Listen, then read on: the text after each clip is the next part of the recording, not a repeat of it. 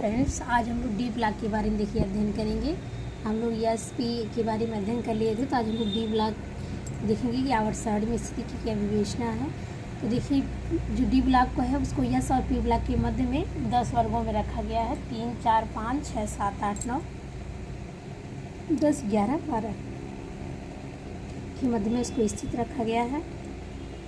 देखिए, D block के तत्व के बाह्यतम कोश की उपकोश में 1 से 2 इलेक्ट्रॉन, मतलब जो बाह्यतम कोश होगा उसमें 1 से 2 इलेक्ट्रॉन रहेंगे। उससे पिछले वाले कोश के डी कोश में 1 से 10 इलेक्ट्रॉन भरते हैं। ये चीज़ ध्यान दीजिएगा, जिन तत्वों के अंतिम इलेक्ट्रॉन n-1 इसलिए लिखा गया क्योंकि इसके पिछले वाले कोश में भरते हैं। उसे डी ब्लॉक के तत्व कहते हैं। डी ब्लॉक के तत्वों को समान लक्षणों को निम्न बिंदु के आधार पर हम स्पष्ट किए। सबसे पहला इलेक्ट्रॉनिक विन्यास है। तो डी ब्लॉक के तत्वों को 4 श्रेणियों में बांटा गया है और इन श्रेणियों के समान इलेक्ट्रॉनिक विन्यास निम्न है। हम यहाँ देखते हैं इसके इलेक्ट्रॉनिक विन्यास समान क्या है। तो देखिए, इसका समान इलेक्ट्रॉनिक विन्यास ये है n-1 S2 P6 D P1 to 10 और NS2, मतलब जो 0 से 2 इलेक्ट्रॉन, मतलब जो बाहरी कक्षा है वो NS, मतलब उसमें n की वैल्यू ज़्यादा होगी और इसमें n की वैल्यू क्या होगी, कम होगी। तो ये चीज़ यहाँ ध्यान देंगे। तो फिर यहाँ देखिए, इसको 4 श्रेणियों में बांटा गया। 3D श्रेणी, 4D श्रेणी, 5D श्रेणी, 6D श्रेणी।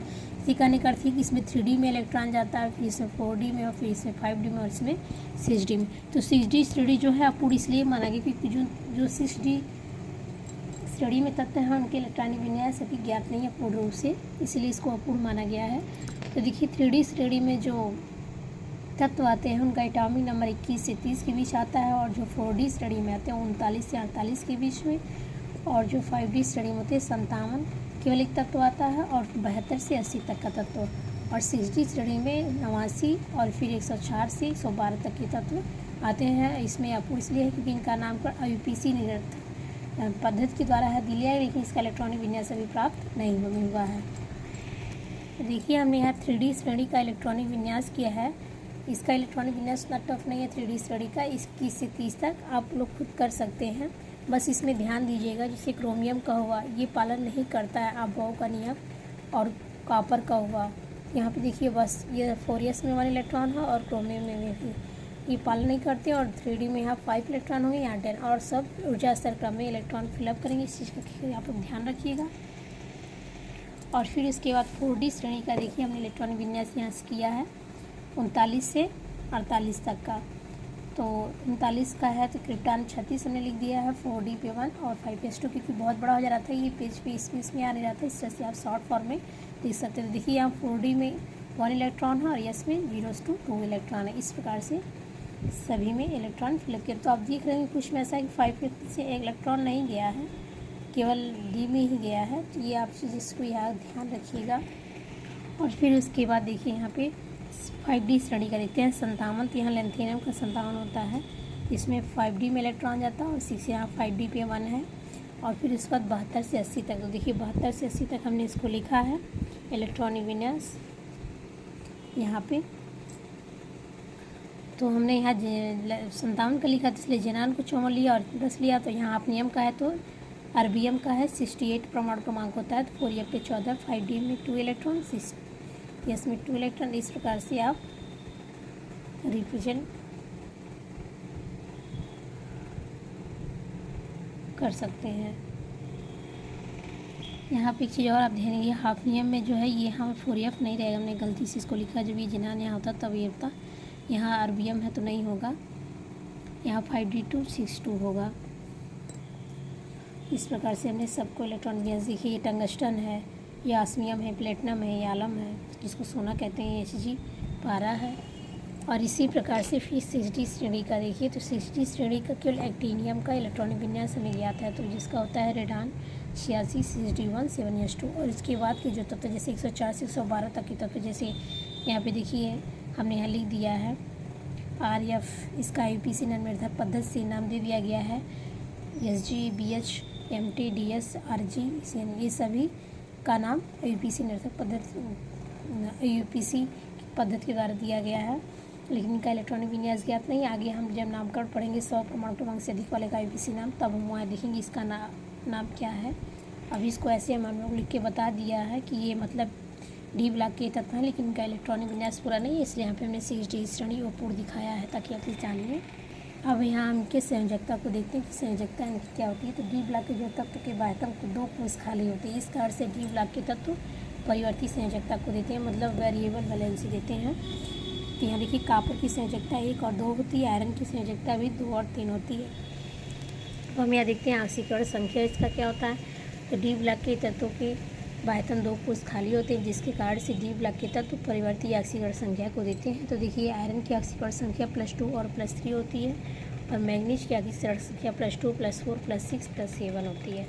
अब यहाँ देखिए डी ब्लॉक के जो तत्व होते हैं उनमें रंगीन आयन बनाने की प्रवृत्ति क्यों होती है, क्योंकि उनके जो ऑर्बिटल होते हैं मतलब उसमें अयमित इलेक्ट्रॉन भी पाए जाते हैं, और हर एक तरह से ये ऑर्बिटल में खाली भी होते हैं, डी इलेक्ट्रॉन डी ऑर्बिटल में नहीं होते हैं पूरी फुली फिल्ड, इसलिए वो रंगीन आयन बनाने। अगर कोई ऑर्बिटल में अयमित इलेक्ट्रॉन नहीं है तो वो रंगहीन बनाएगा, मतलब उसमें कलर कोई नहीं होगा। लेकिन अगर अयमित इलेक्ट्रॉन पाए जाते हैं तो वो कलर्ड होगा। तो यही हमने परिभाषा में दिया है कि डी ब्लॉक के जो तत्व हैं अधिकतर अपनों में अयमित इलेक्ट्रॉन पाए जाते हैं, मतलब जो अधिकतर आयनों में क्या होता है अयमित इलेक्ट्रॉन मतलब पेयर ऑफ इलेक्ट्रॉन नहीं होते हैं, जिसके कारण से इनके आयन रंगीन होते हैं। और जिस धनायन में जितने अधिक अयमित इलेक्ट्रॉन पाए जाते हैं, मतलब जिस भी केटायन में अधिकतम इलेक्ट्रॉन अयमित पाए जाएंगे उसके उतने ही गहरे रंग के होंगे आयन जो होंगे।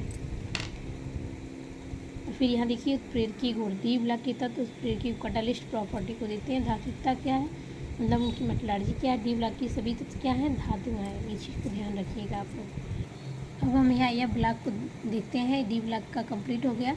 यह ब्लॉक को आवर्त सारणी में नीचे 2 श्रेणियों में बांटा गया। तो हम लोग सभी लोग जानते हैं इसके एक को लैंथेनम और एक को एक्टिनाइड्स कहते हैं। लैंथेनाइड्स और एक्टिनाइड्स श्रेणियों में रखा गया। जिन तत्वों के अंतिम में विभेदी इलेक्ट्रॉन N-2 यह कोष में भरते हैं उन्हें यह ब्लॉक के तत्व, मतलब एन का मान जो होगा वो N-2 मतलब उसका 2 उसमें से माइनस करेंगे। तो यह ब्लॉक के तत्वों को आंतरिक संक्रमण तत्व कहते हैं, क्योंकि इन तत्वों के बाह्यतम 3 कोष खाली होते हैं। कितने कोष खाली होते हैं, 3 कोष खाली होते हैं, इसलिए आंतरिक संक्रमण तत्व कहते हैं। अब यहाँ देखते हैं यह ब्लॉक के तत्वों के समान लक्षण क्या हैं। तो देखिए यह ब्लॉक के जो बाह्यतम 3 कोष खाली होते हैं, इनके बाह्यतम कोष का समान इलेक्ट्रॉनिक विन्यास पहले देखते हैं क्या होगा। तो यहाँ देखिए N-2 S2P6D10 मतलब इन तीनों की वैल्यू जो होगी, और यह पे 1614 N-2 की वैल्यू होगी। फिर N-1 की जो वैल्यू होगी S2P6D पे 022 NS2, मतलब N सबसे बाहरी कोष का N का मान अधिक होगा। फिर यहाँ देखिए यह ब्लॉक के तत्वों के अंतिम इलेक्ट्रॉन, मतलब जो यह ब्लॉक के तत्व वो तत्व का लेंगे कि अंतिम इलेक्ट्रॉन 4F और 5F में भरने के आधार पर इन्हें 2 श्रेणियों में बांटा गया। तो जो लैंथेनाइड श्रेणी है उसमें ये बताया गया कि जिन तत्वों के अंतिम इलेक्ट्रॉन 4F सीरीज कोष में भरते हैं उन्हें लैंथेनाइड श्रेणी कहते हैं, के तत्व कहेंगे। और इन तत्वों को दुर्लभ मृदा तत्व भी कहते हैं। इस श्रेणी में आवर्त 6 में इनको रखा गया है।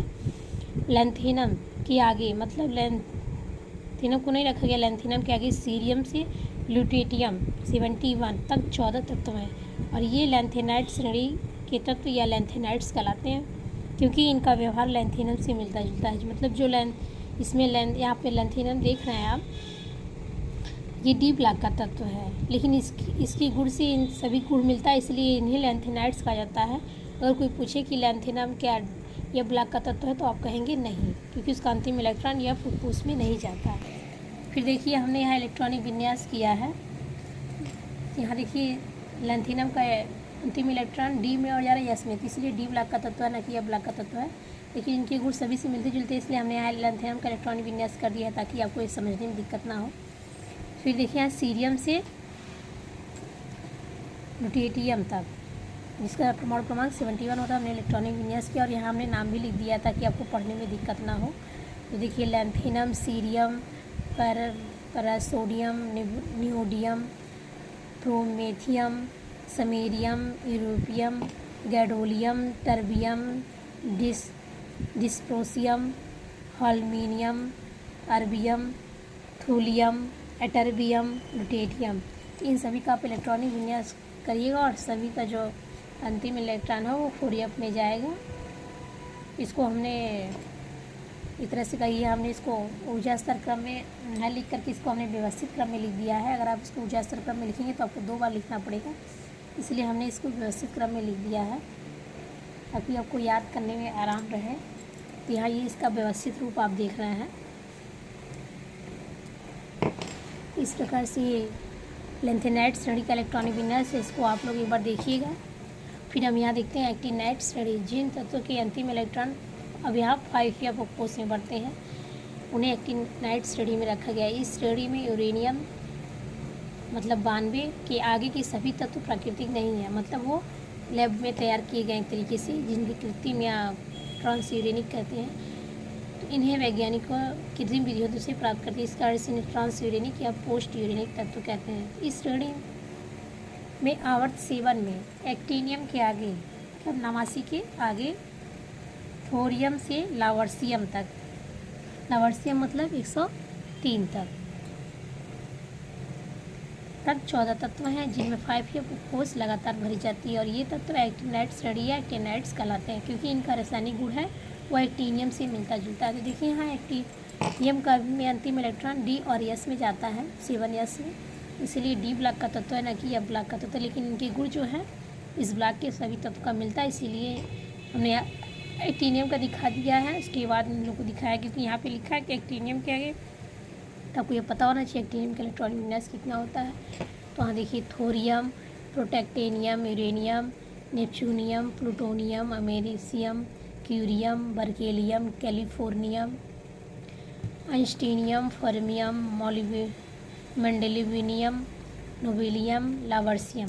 इस प्रकार से हमने सभी का इलेक्ट्रॉनिक विन्यास किया हुआ है। तो हमने यहाँ पे रेडान लिया है, रेडान का 86 होता है, 5Fa1, 6D1, 7s2। इस प्रकार से आप हमने 5F सीरीज मतलब 5F में इलेक्ट्रॉन को दूसरा दिखाया और ये एक्टिनाइट से संबंधित है। तो आप इसका इलेक्ट्रॉनिक विन्यास एक बार करिएगा आप सभी लोग और देखिएगा। हम यहाँ देखते हैं जो यह ब्लॉक के तत्व होते हैं बाह्यतम 3 कोष क्या होते हैं, खाली होते हैं, जिस कारण से इन्हें आंतरिक संक्रमण तत्व भी कहते हैं। यह ब्लॉक के तत्व जो है परिवर्ती ऑक्सीकरण संख्या, परिवर्ती संयोजकता को देते हैं और ये परिवर्ती ऑक्सीकरण संख्या को भी देते हैं। और यह ब्लॉक के सभी तत्व क्या हैं, धातु हैं।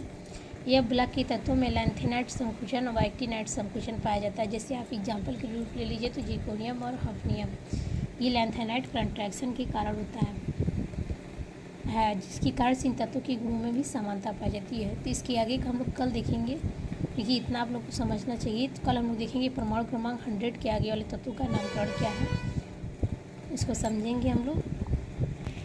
तो आज यहीं तक, धन्यवाद।